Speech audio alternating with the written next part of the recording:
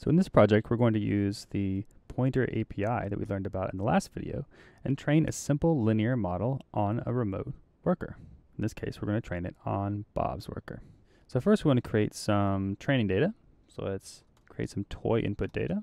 Now, what I'd like to do here is initialize data that is about as small as possible, right? So this is not a sort of real world size neural network, but it's going to form the basis for what we do when learning some of the other techniques, because federated learning and sort of the different aggregation techniques and things that we're doing are complicated enough as it is. So we're going to work with sort of a simple linear model for a lot of these exercises just to reduce the complexity of everything else, as opposed to using like a big convnet and lots of fancy features, so we can really focus just on the privacy preserving aspects of what we're trying to do. So we're going to say requires grad equals true, and we're going to send this to Bob. We're going to create targets. We're just going to learn a linear relationship between this column being 1 and the target. So now Bob has a data set. Input, target. Both are on Bob's machine. Now the next thing we need are just some linear weights. We can create them like this. Again, requires grad equals 2, and send it to Bob. All right, so now Bob has our input data, has our target data, and has a set of weights. So let's start by just doing a little bit of forward propagation. So a prediction would just be input matrix multiplied by the weights.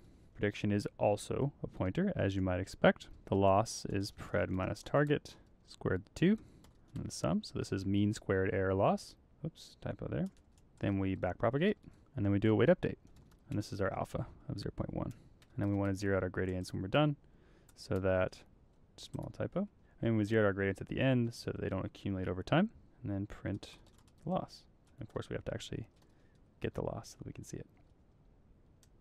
Beautiful. And if we do this several times, hopefully we should see the loss start to go down. Look at that. Let's do an iterator. And so as you can see, once we had moved our data and our weights to the remote machine, all this code is just using native, normal, run-of-the-mill PyTorch.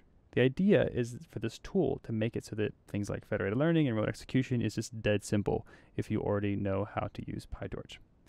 Now, in the next section, we're going to explore a couple of the sort of gotchas and other things that can be a bit more challenging to, say, to understand or perhaps debug when you're on a remote machine, or when you have a connection to a remote machine. So, the next lesson, I'll see you there.